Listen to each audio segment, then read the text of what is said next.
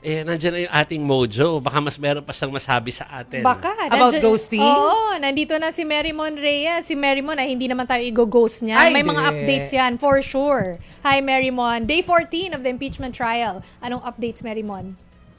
Jovi, Chiki Mase, hindi naman ginos ni State Auditor Sailin Del Campo itong prosecution dahil natapos naman yung kanyang direct examination ngayon. Pero dahil kapos sa oras, inaasahan na uupo ulit bukas itong si Del Campo sa witness stand para naman sa cross-examination ng depensa. At kung sakaling matapos man, kung sakali man, ay clarificatory questions naman o interjection naman mula sa Senator Judges kung wala nang recross o redirect examination. Sa pagpapatuloy ng testimonya kanina ni Del Campo, yung tungkol muna sa activities na pinadala ng OVP para sana suportahan yung paggamit nila ng confidential fund. Ang na-flag dito, tulad nitong mga lumipas na araw at sa naging testimonya ni former State Auditor Roderick Wamil, kulang sa dokumento na nagpapatunay na may success doon sa information gathering o surveillance o confidential activities o operations ng OVP.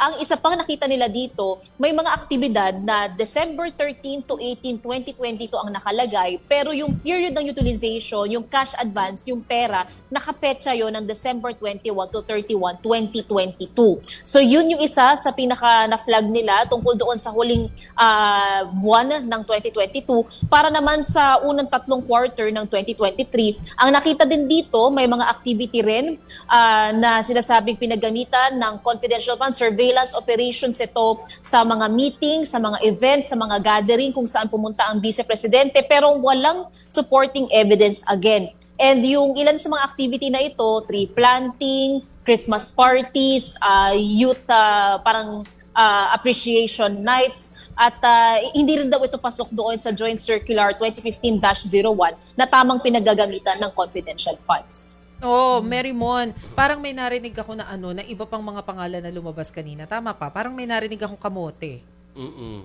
Tama, Si at Bacon. natanong pa, parang nakumpleto si na raw Bacon. ata yung salad.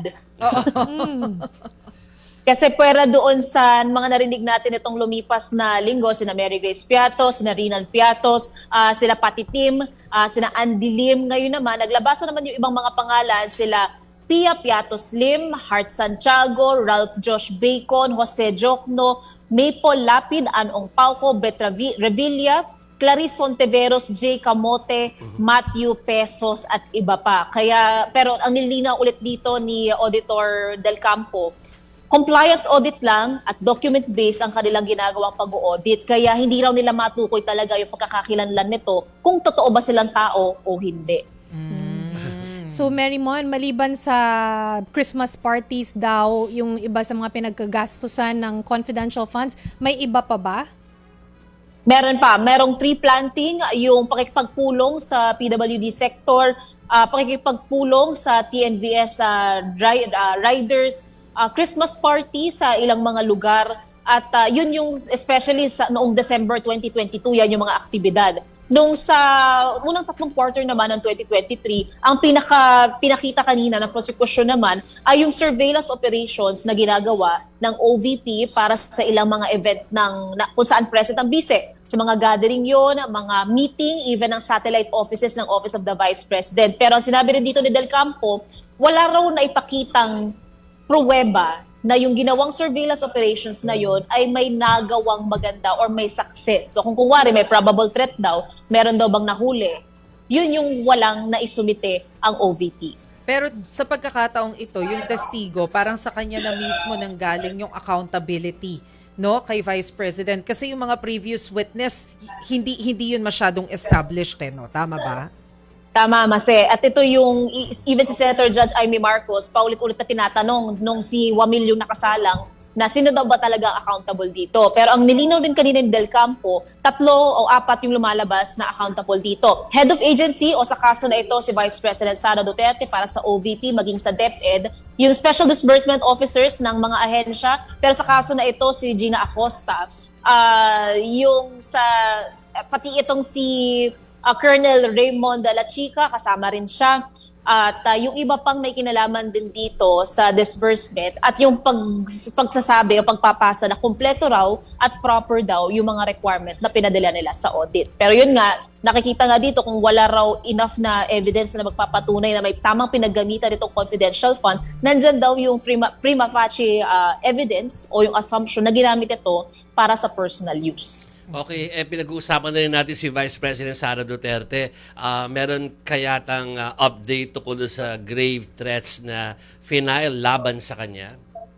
Jovi, kinonfirm na rin ng DOJ kanina na yung pinag-uusapan na sa isang article of impeachment, yung alleged grave threat ng bise laban sa First Couple, sa dating House Speaker, ay yung mayroon ng complaint na ifinal. Ito yung pinag-uusapan din sa parte naman ng NBI. At kanina, kinumpirma rin ng kampo ni Vice President Sara Duterte, itong si Attorney Paul Lawrence Lim na counsel ng bise, na kinumpirma na meron na nga raw reklamo na nagsampa na nga sa DOJ ng 3 bilang ng grave threats sa Regional Trial Court ng Quezon City. Pero ang katayuan pa rin ng kampo ni VP Sara, presumed innocent. Inosente pa rin daw hanggang mapatunayan na hindi ang vice-presidente. At ang sinasabi nila dito ay lalabanan daw nila at gagamitin daw nila lahat ng legal remedies para harapin itong kasong ito. Copy. Okay, so before tayo magbabay kay Marymon, pag-usapan lang natin yung napipintong pagbabago sa schedule ng impeachment court. Well, hindi pa naman na-approve pero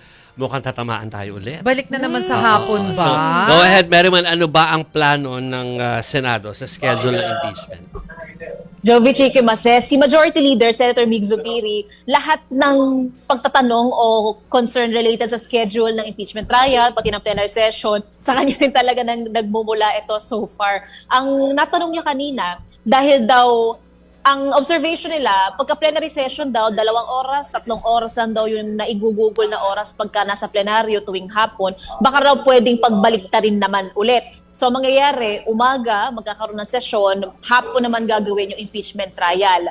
Pero yung ilang mga miyembro naman sa minority, sila Senator Camille Villar, sinasabi na wala yung minority leader na si Senator Alan Peter Cayetano, kaya baka maaaring pag-usapan na lang daw ito sa caucus, imbes na baka magkaroon pa ng pagtatalo itong mga senador during the impeachment trial kanina. Kaya sabi naman ni Presiding Officer Senator Chis Escudero, kung sakali man nagagawin ito, kailangan pa rin ng isang araw na notice sa lahat ng panig na involved or concerned dito. Pero sa ngayon, pag-uusapan muna daw ng mga senador kung mababago ang schedule.